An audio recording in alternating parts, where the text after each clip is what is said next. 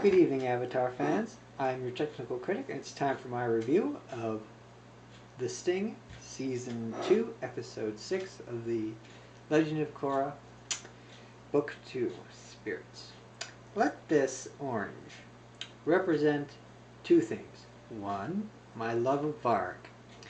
Two, my hatred of the Avatar series.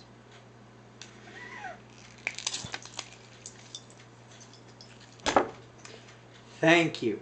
Thank you for making this such a good series. I did not see that twist coming at all. Oh my god, this was such a good episode. I did not expect any of that to happen. When I said in my last review, I hope that they make it Mako against the system. Beautiful, beautiful, beautiful, beautiful. It's like somebody is listening to me post-production and then just inserting everything I want into the script. Oh my gosh, I loved it. The twist. Oh god, the twist at the end. This is a pure side characters episode. You've got Bolin doing his thing, being funny. Humorous guy, number one. But this is mostly about Mako, Asami, and Varg. Tenzin's not in this. Korra's barely in this. But oh, I want to spoil it so badly. So here's the general gist of it. Asami made this deal with Varg, as we all remember, that he's going to transport all of her stuff south. But his ships keep getting attacked, and they have to come up with some kind of plan to stop it. And everybody says, "Oh, it's the Northern Water Tribe. Oh, it's the Northern Water Tribe."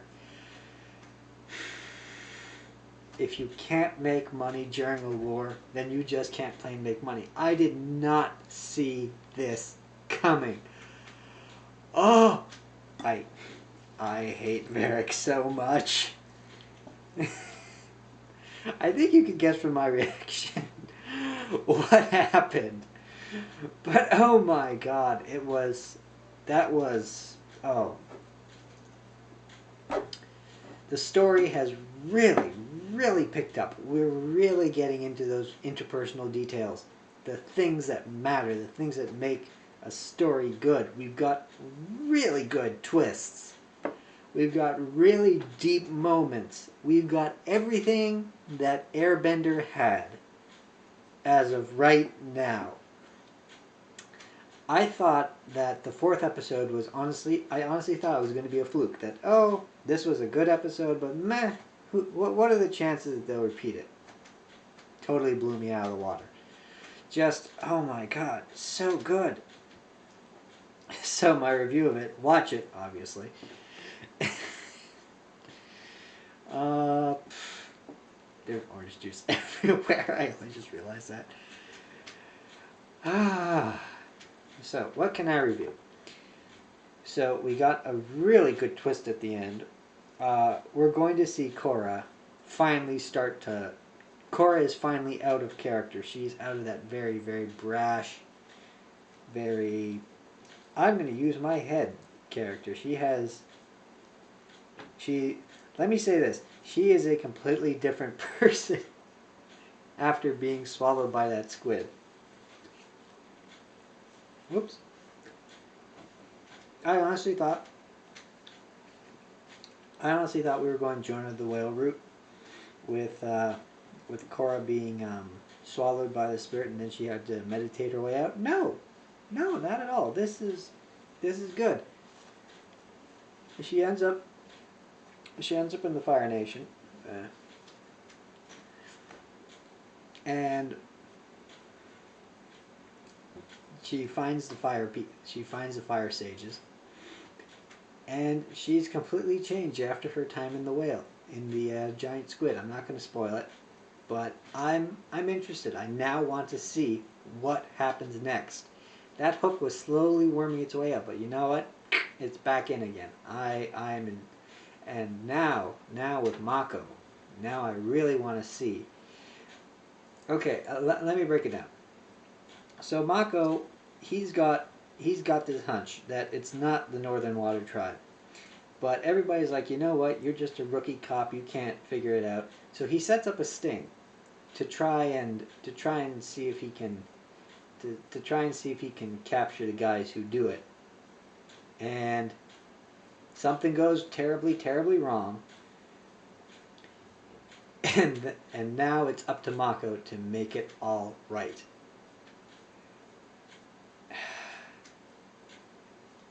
This is going to be good. I honestly think this is going to get really, really good. The subplots are really starting to come together for their characters, and they're starting to work in their favor. We haven't gotten much of the main subplot though, and this bothers me a little bit thinking about it. We see, and I don't really feel like I'm spoiling this because this is right at the beginning. We see the freaky twins and their father at the spirit portal. They built a wall around it. And the father comes out. He's like, "Where's Korra? Korra's dead. They believe Korra's dead. Korra's not dead, obviously. Otherwise, this wouldn't be called Legends of Korra." So, and they just leave it at that. They've left the main plot at Korra's dead. Now what do we do? They dive into these subplots, which are really, really interesting. Here's the problem. We're kind of what's the word? Teleporting. We're teleporting through the plot. We're not rushing through it like we're showing everything. Now we're just teleporting where we're here and now we're here. So it's not disjoint. I will say that it's not disjointed. We know what happened, and you can as a viewer put together what happened in between. So it's not bad. The only thing I'm worried about is that with the introduction of this really great subplot, one of two things is going to happen. One, the main storyline is going to get completely sidelined, and we're not going to see any of that spirit anything. Or if we do, it's just going to be minimal. And then it's just going to be Legend of Korra, Spirit. Well, we didn't get much of the spirits in the book about the spirits, did we? Or, and I can't decide which is worse, we're going to suddenly flip it, and we're going to start focusing on the main plot again. And we're going to not pay any attention to this really great but really overused storyline. It's a really good storyline, but it is the plot of so many 80s movies that I'm afraid that we're going to fall into that trap of, let's make the side plot really interesting, and then that can become our main plot. And let's just totally ignore what we started with. I mean, I don't know what's going to happen. I can't say I do. But I'm really excited for this episode. I'm really excited for what's to come, and I just can't wait. I can't wait. I recommend that you watch this highly. It is 9 out of 10. 9 out of 10. The start is a little slow, but other than that, 9 out of 10.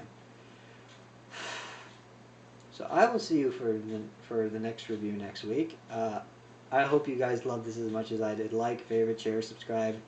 Do all that great stuff. And again, see ya.